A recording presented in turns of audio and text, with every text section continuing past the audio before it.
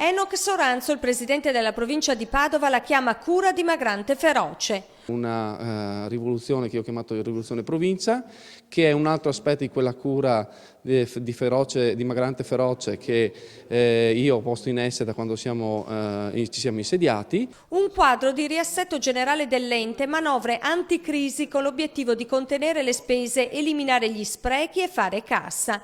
E la cura prevede anche di dare in affitto i gioielli di famiglia. La provincia infatti dà in locazione parte della sua sede istituzionale. Dal 1 maggio 925 metri quadrati di Palazzo Santo Stefano saranno occupati dallo IOV, l'Istituto Oncologico Veneto. Si tratta del terzo piano dell'edificio. A questi se ne aggiungeranno altri 450 a partire dal mese di settembre.